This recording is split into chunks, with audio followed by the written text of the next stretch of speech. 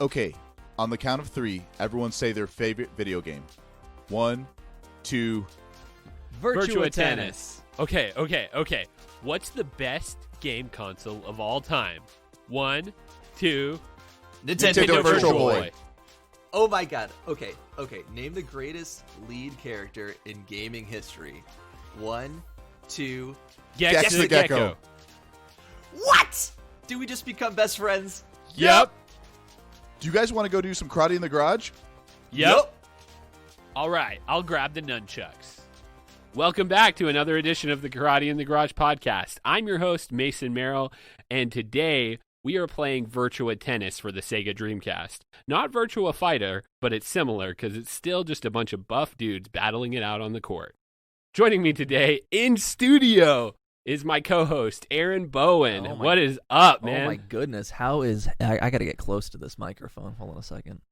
Here we go. I'm doing good, man. How are you? I'm trying to figure out this... I got this Bob Barker microphone in my face right now, and I don't have my monitors, so this is really weird.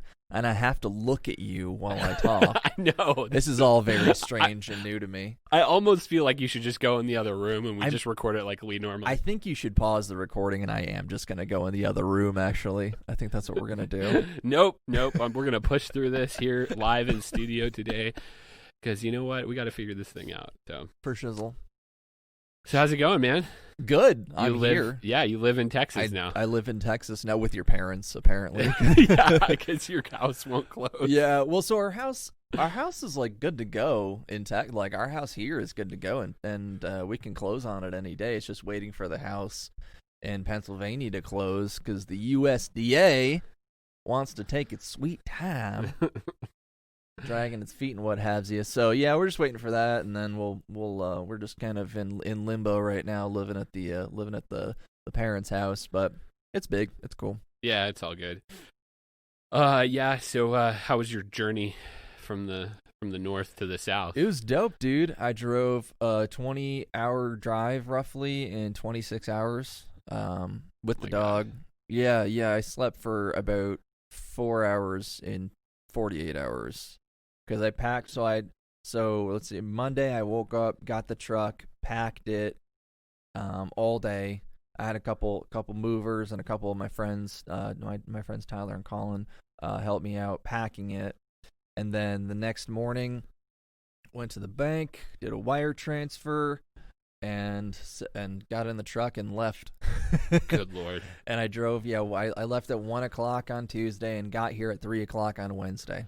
Oh my goodness, that is freaking insane. Yeah. It was pretty bonkers. Yeah, and you still lived through, like you were still like awake. You didn't just die when you got out of the truck. I almost did. I almost passed out when I got out of the truck, but I survived somehow. It was nice to see the family. I hadn't seen the family for a week, and then there was like food cooking and stuff, which smelled really good, and there's alcohol, some it really and helped stuff. everything. So yeah, it really smoothed the transition pretty well. It was nice. Yeah, well, that's good. Cool. So today we are gonna play some Virtua Tennis. Weston is not with us, so Weston did the thing that you did a couple weeks ago when he suggested a game that we play and then doesn't show up for the podcast. Here's the thing: the game that I suggested to play and then didn't show up for was much better than this game. I don't know, man. This game is pretty decent. It was fun. Oh no, I really enjoyed this. Michael Jordan Chaos in the Windy City is a better game. Yeah, but this was just much easier to play and more competitive, and I always like playing games when it's a competitive environment. And we actually got to play this game together, which made it I think it made it 100 times more fun to me because I did play this a bunch on my own. But yeah, last night we all the kiddos came over and we were screaming at each other. I think the other we room. were being louder than the kids. Yeah, I'm pretty sure. definitely. I'm pretty sure. This was fun though. Yeah, because I couldn't get it to work solo. So, and I'm honestly kind of a little bit glad for that. I'm really glad that I was only able to play it with you, because if I played this solo, I think I'd probably be just giving it majorly negative reviews. Yeah. Yeah, we did some doubles on this game, and it was Oh my god, on the same team, and it was pretty funny. It was me basically playing real life tennis because I was on the ground the entire time. Yeah, just rolling around doing barrel rolls. We weren't playing Star Fox this week, but there still were a lot of barrel rolls happening. Yeah, so this game was first released for the arcade and Dreamcast on console in 1999, and it was just developed by Sega Naomi Arcade Hardware. Oh, okay. And yeah, it was just basically a tennis game, but it was all men. Yeah, it was weird. Which is funny because when I think tennis, I don't think of men typically. I just think of Anna Kournikova the entire time. That and like Serena Williams and there's other ones too. Yeah. Yeah. And Venus Williams, but yeah, I would more think of like, and I'm not trying to be sexist here, but you are. But I just think of women it's like dominating the sport, not men, is what I'm trying to say. It's like when anybody's, I'm not trying to be racist. I don't want to sound racist, and then just says a super racist thing. That's what just happened. I just said women dominate the sport typically, and you don't ever. I can't even name a male tennis player. Technically, off the top that's of my sexist against men. You're Well, I'm a man, so I can say it. It's okay. I guess so. Anyway, this is some male privileged conversation right here. I don't even know. So basically, the game triggered. was just, it was tennis. And it was. There was an arcade mode, which was just basically ongoing matches in like a tournament type style. And there's exhibition mode where you could play 2-player, and you could do doubles or singles. Right. And you could be on the same team, or you can be on different teams, double or single, kind of wherever you picked. And this it was actually a 4-player game, so 4 people could play this game that together. Would be upsetting, and that would be wild. Yeah. Yeah, just thinking back of us two just sitting in the room playing this. But yeah, I like that you have to quantify this by saying this is tennis, by the way, because in this era of sports games, there's so many wacky sports games.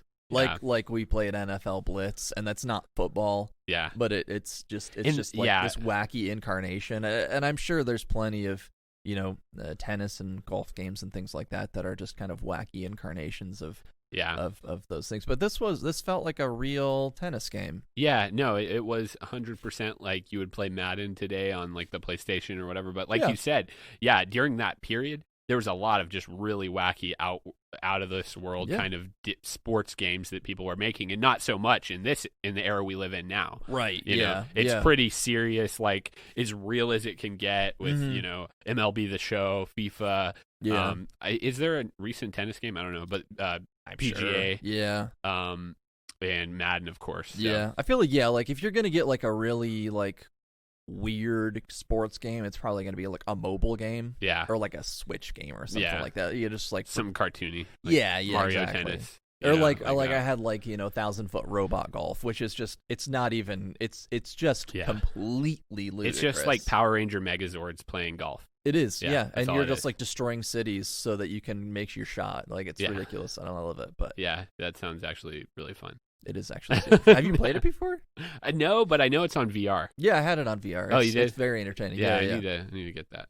It's good times. Cool. Yeah, so basically, as far as the presentation, that's kind of the first point we hit with this game. It just launched you right into the game, and there wasn't really much setup to it. It was just like, hey, just start playing, and you could really pick this game up pretty easily. It's just because it's only like it's a joystick. You hit the ball. There's no, and it's kind of the ways you would maneuver. Like if the ball's coming at you fast and you hit and you tap it quicker, you would just slam the ball. Kind of thing. Or if you hit it in a kind of a slower motion, it kind of depends on where your body's at with the racket, and you would like lob it up or whatnot, and just kind of go back and forth. Yeah, depending if you hit X, A, or B, there's like a forehand, backhand, and like a lob. Yeah, abilities or not ability, whatever. I don't know. Hit. Yeah, hit. Yeah, I've been playing too many RPGs lately. Yeah. So, but yeah. The graphics in this game, like it was pretty good. decent. Like in the it going to the presentation of it, it kind of really ties in because like it looked and felt like a real tennis match within the game. Like there was an audience and it had like announcing and the players, there was cut scenes with the players between matches and stuff. They would like they were holding hands. Yeah, they would basically hold hands. They were like fist bumping, yeah. but it looked like they were holding hands, which was really entertaining. Yeah, and so it was one player from a variety of countries. So there was France, Australia, United States, Germany, Switzerland, China. Yeah. So there's just a variety of players throughout the game, and different ones have different stats. Like Australia, for instance, hit a lot harder than everybody else. The United States was just kind of balanced overall. The French guy was balanced. I don't know. The French guy was pretty fast. Yeah. Like that's what I noticed about him. Yeah, it's cool because it's like they don't have like stat bars, but like they just say like what they're good at. Yeah. Like I know the guy from Switzerland because I had him on my doubles team. Was like ran fast, and then the guy from I think it was from Australia. He had like a more powerful serve and stuff like that. Like, but it would just tell you what they were excelled at, which was kind of cool. Yeah, versus having to try and like finagle stat bars or whatever in a simple arcade game. Seemed a little bit silly to have to do all that stuff. So cool. And basically the only stat movement was if you were playing with a computer, like in a doubles match, you could select if they were like strong, very strong, or ultra strong. Yes. And so like it was just basically how hard do they hit the ball. Yeah. Basically like a difficulty level for the character. Right. And things like that. So but yeah, as far as like it, playing a match, it felt like playing a match of tennis. You're volleying the ball back and forth, trying to fake them off by hitting it over here, have them dive for it, and then getting it back over to you, and then hitting it to the other side to get it out. Yeah, and I wish the controls were a little bit tighter because I don't feel like quote unquote aiming the ball like where you want it to go is necessarily. I don't want to say accurate, but it just didn't feel like I was hitting it where I wanted it to go every time. But it nonetheless, it still felt good. I mean, when you got into a volley, it felt really nice. Yeah, and there was the one thing I liked about it. There was momentum, So like if you were in place and had some good momentum behind it, you would hit the ball like solid. But if you were like falling to the ground to hit the ball, you're not going to hit it as hard in real life. Right. You're just going to barely get it over the net, and that's how it work the mechanics of the game work. Yeah, and if you're running to the left, you can't just like split run to the right to go get the ball if somebody jukes you out, So yeah, it is definitely fairly realistic as far as the physics were concerned. But I mean, it's weird because it's all men. They all have essentially the same character frame. Yeah, like they're all the same. They're all like they're just a bunch of Westons. Basically. Yeah, it's just all like, the same 6'2", 200-pound guy. Just like buff dudes. Yeah, it's all they look all identical, just like with different skin tones and hair. That's about it. But they all move like exactly the same too, and so it's a little bit janky, I guess. It was just repetitive. Yeah, they would add different stats like speed or strength or whatnot, but as far as the person, it just felt like you're playing the same game. Yeah, exactly. Yeah, everybody was essentially the same with the exception of their like extra stat, basically. Yeah. So one mode in this game was like the World Tour mode, and I know you didn't really get a chance to play that part, but I played that pretty well, and it's basically like you're touring around the world, and there were different challenges and things like that. Like there was one challenge where on one side of the court there's like a bowling pin set up, and then you would hit the ball and you try to hit the pins and get a strike, and it was like a bowling game. It's like that's kind of cool. Yeah, a little mini game. Tennis. Yeah, it was like a mini game, so that was neat. Yeah. And then there's like these blocks you would that were lined up 3 on each side, and you would try to hit them out before the timer ran out and things like that. So that would kind of hone your skills and like trying to aim and things like that, right? To get the ball where it wants to go. And there's obviously just a guy on the other guy serving on the other side, serving balls at you while you're trying to hit them out. Which that was how you unlocked everything. I think. What was it? The training stuff. Yeah, the training stuff and like the mini games, and then like beating the arcade at a certain time. So yeah, there was unlockables in this game, which we didn't. It was mostly just outfits in different locations, though. So it wasn't any like characters. You started out with all the characters you could have. Yeah, we were playing last night. We were really hopeful that we could unlock some female characters, but that wasn't a thing. Yeah, no, this game was specifically made for dudes. Like even the music, I compared it to if like Avenged Sevenfold was missing a bass, like a bass drum. Yeah, like they only had like a single bass and missing like 2 guitars. Yeah, it was like that. It was just like metal, like kind of it's rock and roll type music. It is. It was like how people describe like Avenged Sevenfold as metal for people who don't like metal, or like how people describe like the Black Eyed Peas as rap music for people who don't like rap music. Like it was kind of like that. Like it was just this like weird amalgamation of like poppy, metally, weird. It wasn't bad. No, and I mean maybe it was just because we were shouting over it the entire time. I don't know, but like it wasn't bad to listen to. We didn't shut it off, but it was a throwback. Yeah. It wasn't anything that like anybody's listened to in the last 10 to 15 years. Clearly, no, I 100% agree with that. It like I said, it didn't get like old or repetitive to me, like because. And too, you're like invested in the game, so you're not as much like focused on the music It is itself. Very clearly background music. Yeah, exactly. And as far as the courts, the rules were just standard. Is where you could hit it, serve on one to the other side, kind of thing. And when you served, there was like a charge bar you could do. Mm-hmm. So like if you hit it at just the right time, you get the max, and that would be like the hardest serve. And so that would make it a little more. It would be fast and it would be hard, so it'd make it a little more difficult really for the person to hit it over. Yeah, I think when we were if both of us when we were hitting max serves, I think you hit one once. Yeah. And other than that, neither of us was ever hitting those max serves the whole night. Yeah, no, it was it made it a little tougher to play. Mm. And so as far as like we got to talk about our doubles matches. Oh my lord. So we had to it was pretty tough because we had to turn down the difficulty just when we first started. It was on normal. We had to switch it to easy to even stand a chance. Yeah. So let's be clear. You have to work together. By the way, you have to work together so hard. Yeah. Like, and communication is like a big thing. Yeah. Oh yeah. And that's like when I would play real tennis back in the day when I was a lot younger. Yeah. Like it felt that way because I'd be like, you, me, it's you, it's me. Yeah. As the ball was volleying and things like that. And it was pretty realistic because I was literally on the ground most of the time. Yeah. Either that or just standing still, not doing anything. I wish Weston was here because he could 100% attest to playing doubles tennis with me when we were like teenagers. Oh man. But yeah, so it did take some like, okay, like you're going to hit it on this side. Okay, I'm going to move, you play front, I'll play back, or we both move back, or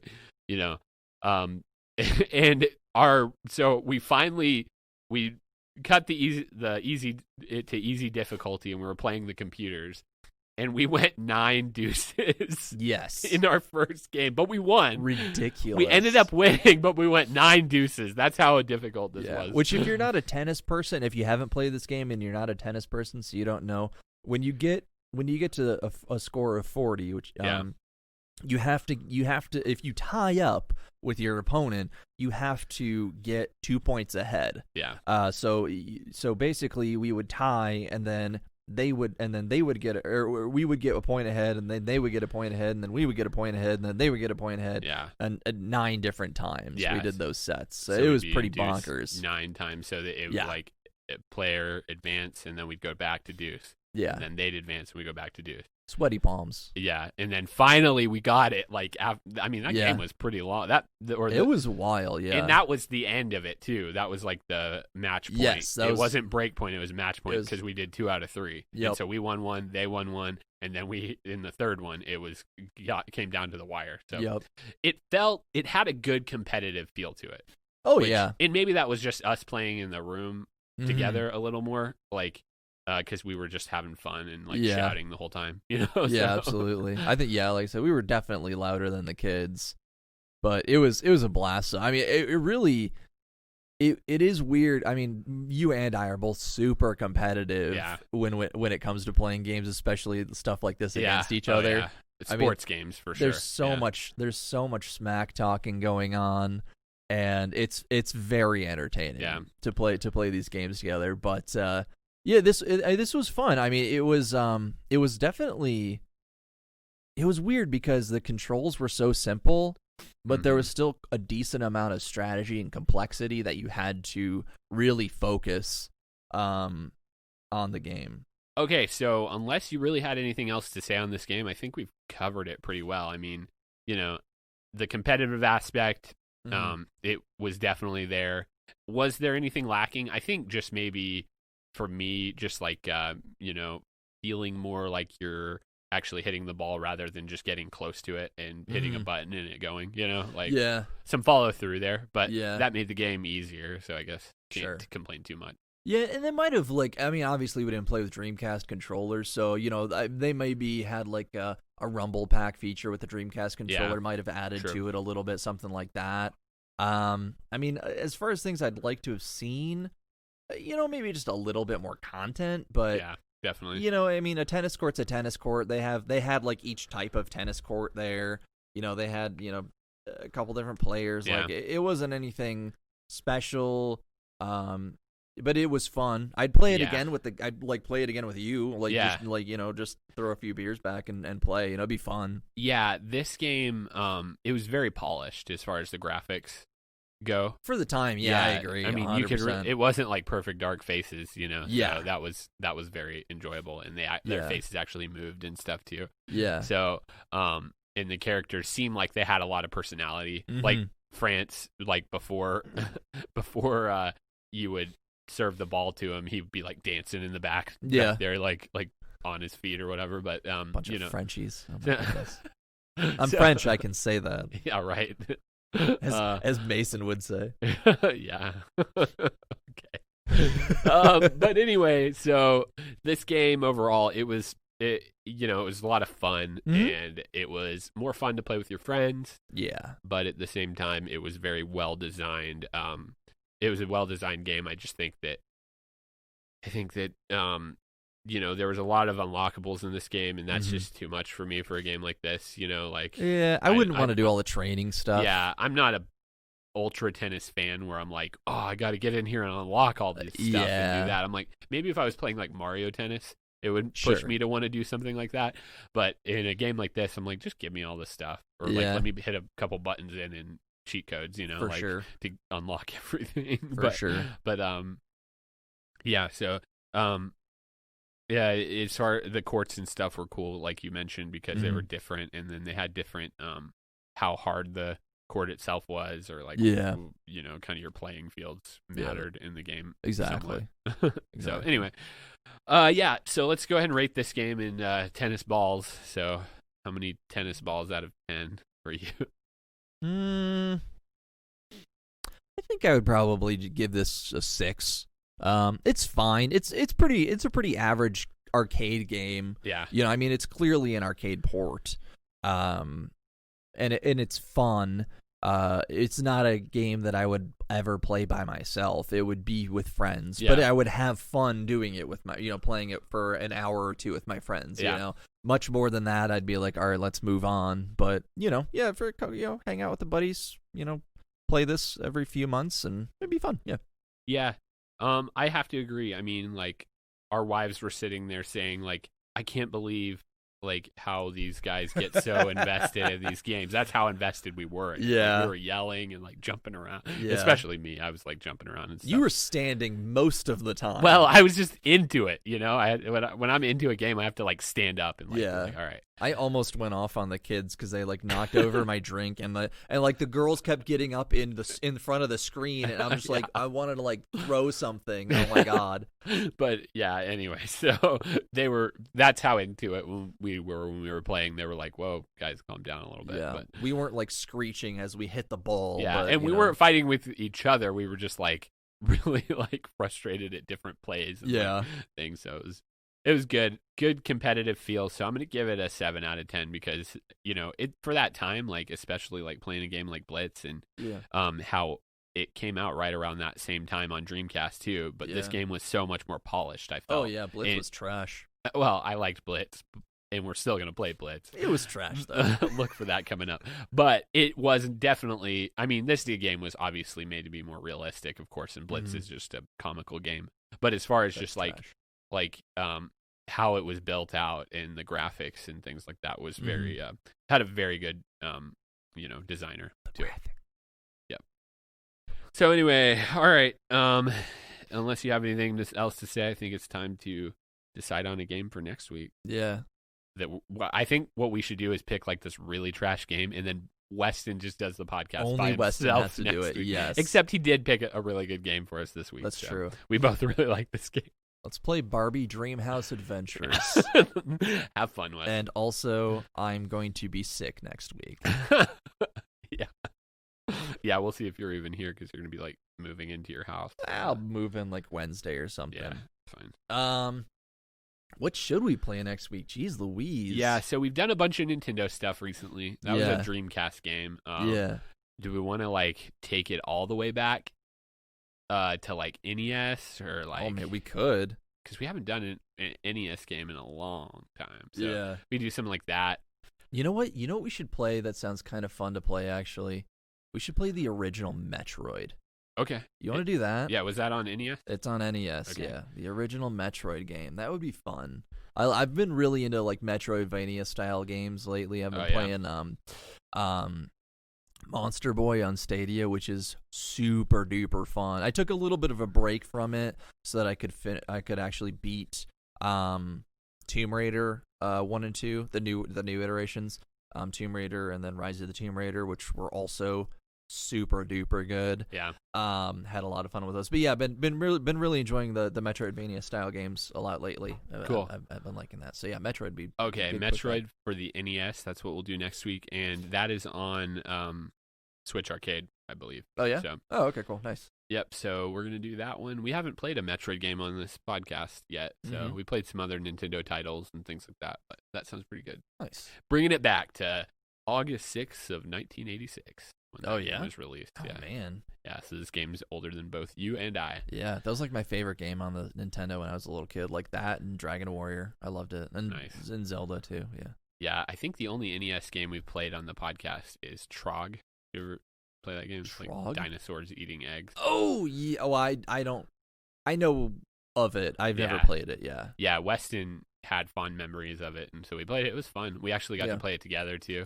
Yeah. Which made it even more fun because it's like battling, like collecting eggs and stuff. Oh, nice. It's kind of like Pac-Man with dinosaurs. Yeah. You know what would be really fun if we're gonna do another Nintendo game sometime soon would be Star Tropics. Did you ever play that? Mm-mm. Where you play like the little kid and he uses a yo-yo to fight monsters and like you go through the islands and Like Ness? I don't know. Yeah. Is that Ness? It might be actually. I think that it might be is, yeah. him. Yeah. I don't know. It's been a million years since I played it. 'Cause I Hmm. played it on the NES. I was bummed actually because this is how old school games used to be. In that game, there's a certain point in the game that you have to actually look up a hidden code in the booklet of the game. And I bought the game secondhand and didn't have the booklet, so I couldn't get any further in the game. And that was like before the internet where I could look anything up. Bummer. So yeah, You couldn't just ask anybody for the code. Exactly. Yeah, exactly. So that was super lame. Yeah, that is lame, man. Well, yeah. So maybe we'll do that one the week after. I don't know. Yeah. Yeah. I don't know. I was just throwing it out there. Yeah. Doing some throwback. I like it. Yeah. We are playing retro games. We should play retro games. Right. Let's just play the original. What's his name? Ralph Baer, or who whatever his name was that invented video games back in the day. Yeah. Sure. Was it the Magnavox or something Atari like that? or Magnavox? Yeah. Well, it wasn't Atari. He built the thing, and I think it was like Magnavox that bought the patent from him. Oh, gotcha. And it was just like a little you had like a little rifle thing, and you shot the screen. Yeah. It was like Duck Hunt sort of thing. Yeah. That would be fun, but I don't have one of those guns to play Duck Hunt. Yeah. I don't know how that works with a controller. I don't know either. Yeah. All right. Anyway, so there's some Stadia stuff. Yeah. Announced the week before last, but as we said on the podcast last week, Weston and I didn't want to talk about it, so here you are. Really quickly, hey Alexa, please order a Stadia Premiere Edition. Thank you. No, it didn't go off. It's fine. Yeah, she heard you. It's okay. Did it? Yeah. Okay. Well, I guess enjoy your Stadias, guys. Yeah, Stadia Connect was super cool. They dropped a few new features. Like you can actually, if you're like watching somebody live on YouTube, you can join their game now. Oh, which is super fun. Doesn't work with every game. Obviously, it's going to be up to the developer to incorporate some of those features. But yeah, that'll be fun. And then they dropped. They just announced, what was it? Oh gosh, Far Cry 6. They announced it launching, which is going to be super dope. And then they added the first party game that for Stadia, which was Orcs Must Die 3, which is really, really fun. Oh, cool. I've been playing it. It's kind of arcadey. It's a weird take on like turret defense games. If you're a fan of turret defense games, it's kind of like that mixed with like a third person shooter, and it's really fast paced and just quite a bit of fun. It's a very different game from pretty much any other game that I've played before. But yeah, that's a heck of a ride. That's a good one. And then they had announced something else too. Oh yeah, Outriders, and then Sekiro: Shadows Die Twice, which I am real excited for too. I've been waiting to play that. I almost bought it on PC, but my PC won't run it. So thankfully, Stadia will have it. And they're also launching the Hitman trilogy on Stadia. That's pretty cool. Which will be dope. Yeah. Is that the new one? Or is Hitman 4 coming out? Hitman 3 is the newest one. It will be it's like the final chapter and like the actual like canonical Hitman sagas. For PS5. Yeah. Right, yeah, because there's Hitman 1, Hitman 2, and then there's like Hitman Contracts, which was like their like weird like seasonal thing that they kind of did. Gotcha.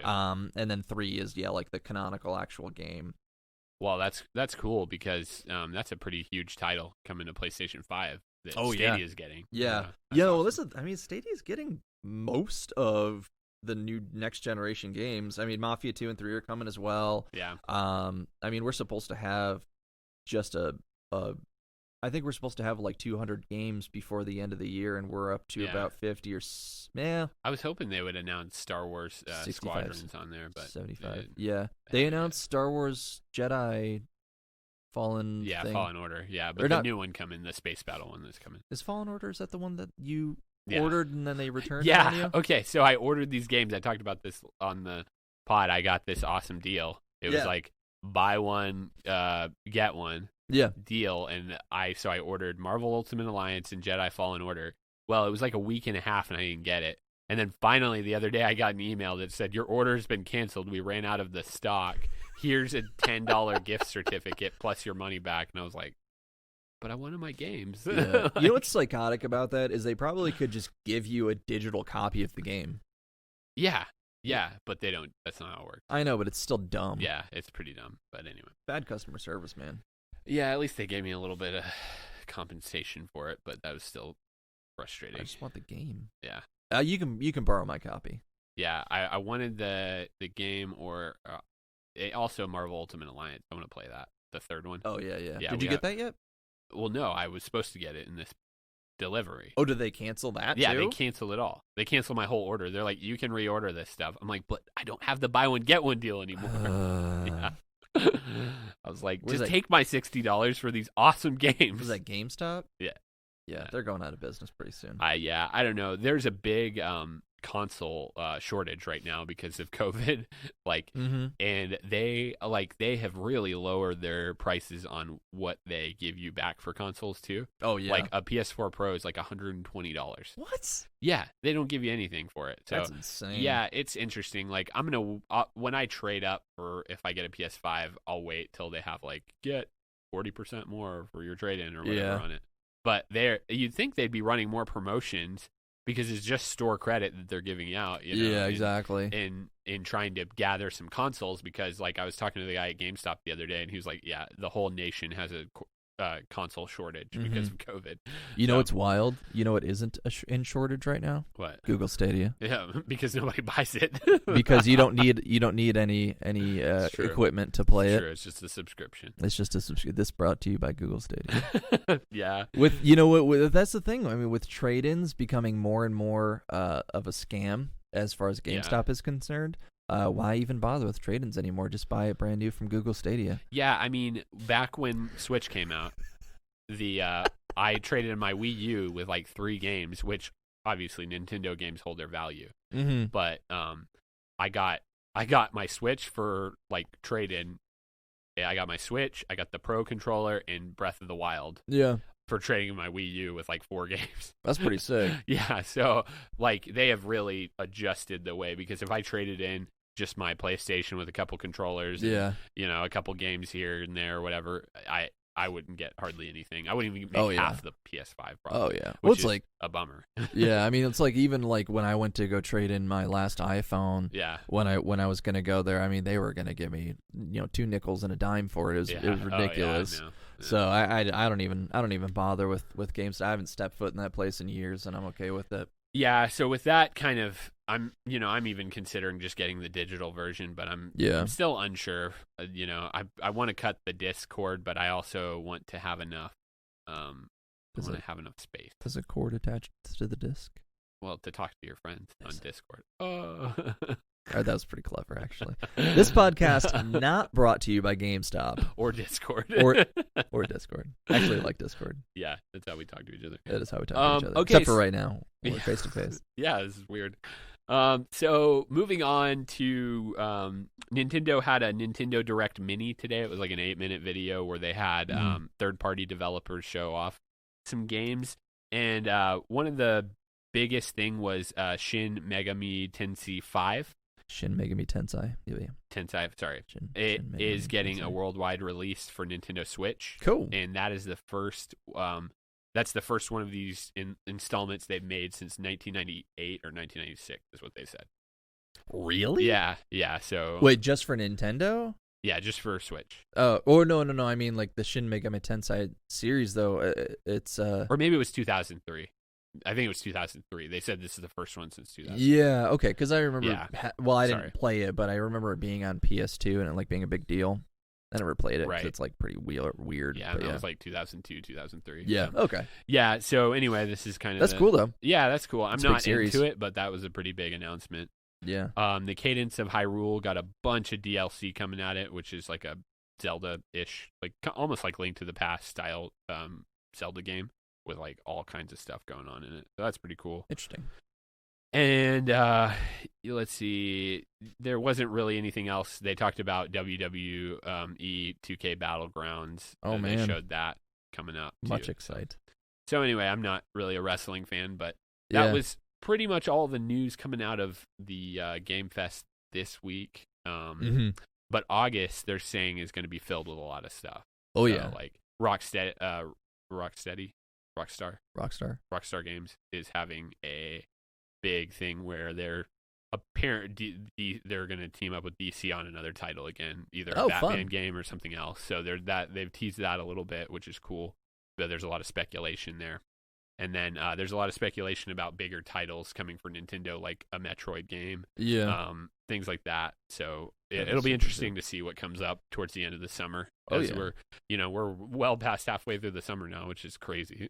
Dude, it is crazy to think about. I'm kind of happy about it though, because it just cool off a little bit. Yeah, it's been epically hot here.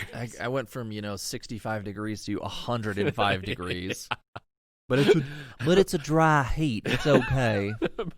Shut up! You can't see Aaron right now, but we're sitting in our studio right now. It's like 74 in here, but he's got his shirt off and fans running. Yeah. No, just kidding. It is. I am actually. I have an ice pack on my lap right now. Oh man. The only other thing I was gonna say was that like I just saw this article about Xbox Series X will run all the Xbox One games, but it doesn't have the port for the Kinect hardware, so you can't play any of the Kinect games on there. Which I don't know if there's like a workaround for that, or what have you. But they might come out with some like new hardware that'll work just the same. But let me ask you this: were there a lot of Kinect like popular games?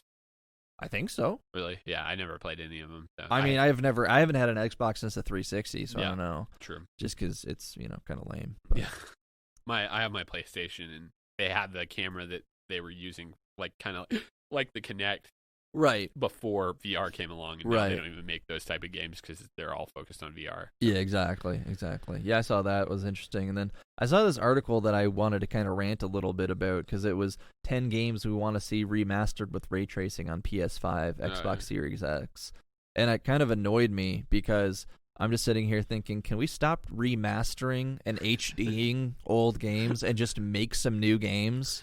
Yeah, I mean, I don't know. I think we live in a age of nostalgia right now. I hate it. Where all the kids are grown up that started playing video games are all grown up now, and like, oh, I'd love to see that in today's world. You know? Sure. I mean, let's be clear. We still have you opening Pokemon. There's 1, 2, 3, 4, 5 tins of Pokemon cards sitting nigh 2 feet away from me. Okay, we do live in an era of nostalgia. However, I would just make a sequel. Like, stop remaking the same games. Make a sequel. Yeah. I mean, it's just annoying at this point. That's why, like, I was actually like I said, going back to the Tomb Raider games. They've been out for a few years now. The third one came out, in the last fall, but they're like fresh takes on that. They're like prequels essentially, and that's cool. That's not something we've seen out of that series before. It's a familiar character, but it's a fresh take on the series, and that's all I'm asking for. I just don't feel like having more $60. Slightly HD upgraded games shoved in my face. They have to make in 4 volumes, and it takes 30 years to make one game. Oh, you mean Final Fantasy VII? Yeah. Yeah. Also known as Final Fantasy 15-2. Yeah, basically. Yeah, it's Final Fantasy VII was really good, but I definitely agree. Like, new titles with the occasional remake. Don't get me wrong. Like, I'm cool. Like, and like even like something like Final Fantasy VII, where they just entirely, it's completely redone from the ground up. They've added new story elements. They've added voice acting. They've added entirely new cutscenes and battle sequence, and it's essentially a completely new game with a similar or the same story and characters. Like that, I can that's okay. But when you're just taking, it's like when they redid all of when PS4 came out and they redid all of the PS3 games in like HD 4K. It's like, I'm not buying this again. Like, I'm not going to do it. It's just stupid. And it's just like this industry trend where they take all these games and just try to pump them up. And it's just annoying. I don't know.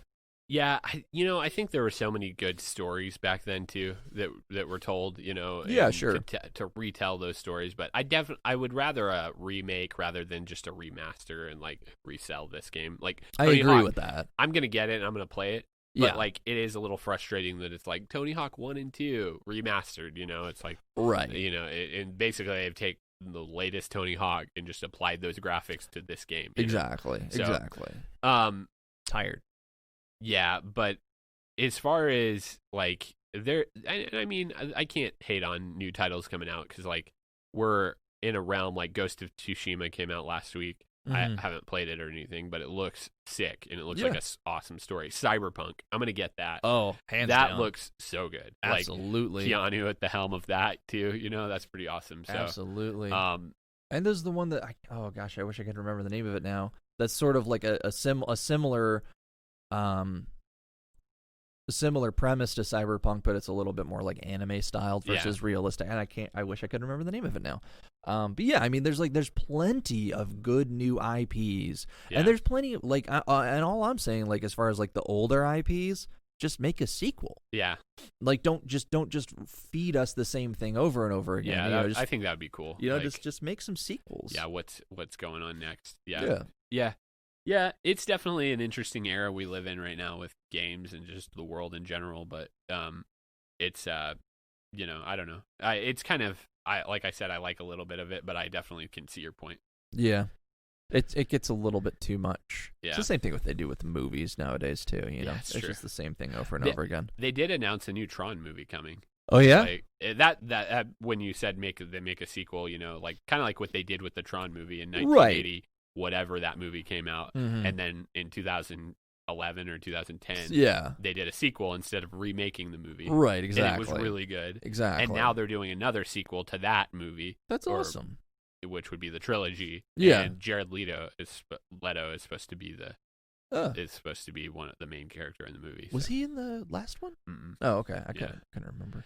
So but yeah, that's cool. Exactly. And that's all I'm saying. It's like, you know, feed the nostalgia, but like do it in a way that isn't super repetitive. Yeah. You know, make it just, it's a sequel. Cool. You know, Star Wars did that for the last, 40 years or whatever. Yeah. And some hate it, some love it. Some hate it, some love it. But you know what it is? It's not the same thing over and over again. It would make me very upset if they tried to remake the first Star Wars movies. Oh, people would burn Disney World to the ground. Like there would be a whole new reason to riot in the streets right now. You would ruin just legacies of everything. Yeah, absolutely. But yeah, as far maybe next week on the podcast we can talk about like some of the titles that we're excited about more in depth that are coming up. Yeah. You know, and like do a little bit more back research on some of that stuff since news is kind of in a dark place right now. Or like just dark right now. There's nothing really coming up. In a dark place. The world's in a dark place. So. Yeah. Gaming news is in a dark place. Yeah. So Square Enix headquarters burned down yesterday. So maybe we can talk about some upcoming titles and things like that. Kind of get stir the excitement and all that. But as Aaron mentioned on YouTube, I've been opening up some Pokemon card packs. So if you're into that kind of thing, go check it out. And if there's any 7-year-olds listening, it is intense amounts of fun, and excitement. Because I opened up a Gyarados GX on the channel this morning, and I was like, "Oh my gosh!" So it's Weston keeps saying he's gonna do it with me, but he's gonna open up some cards too, and he did one video, but like I feel like it's just like a dirty joke to make me look stupid, like basically. a little kid. But I have young children who are very interested in Pokemon, so yeah, they're not his. They're locked up in his basement, but he does have them. No, my two sons, Axel and Milo. Milo. The best.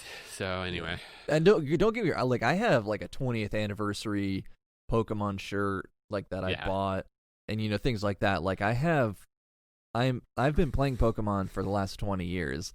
I still think Mason's a dork. Which is funny because you're like the dorkiest dork of all of us. I know, that's true.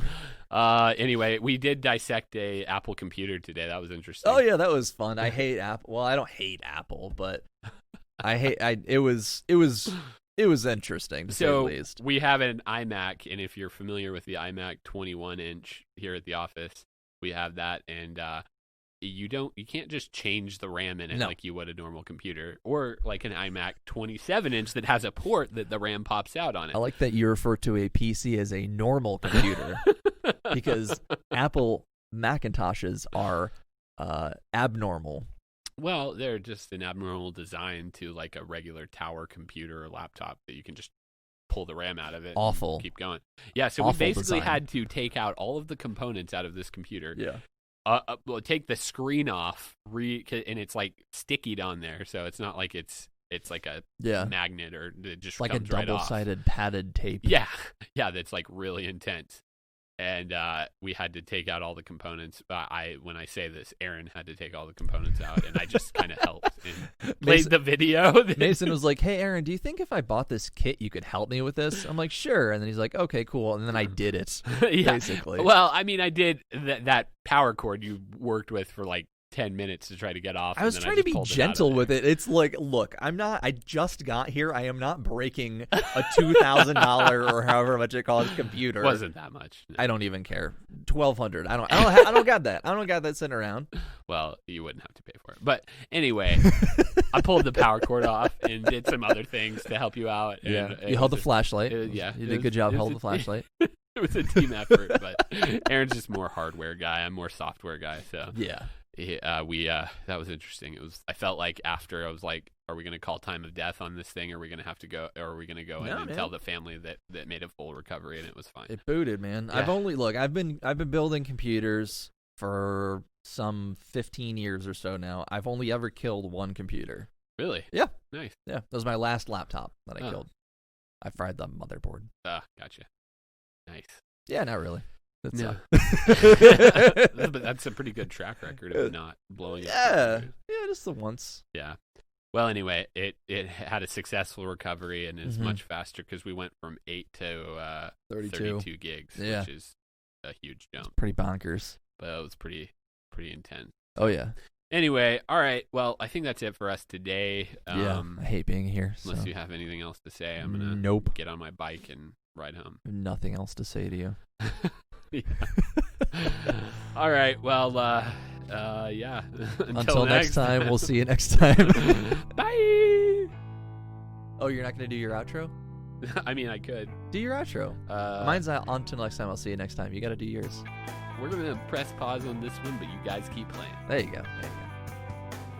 If you'd like to send us a message, you can email us at kitgpodcast@gmail.com or tweet us at kitgpodcast on Twitter.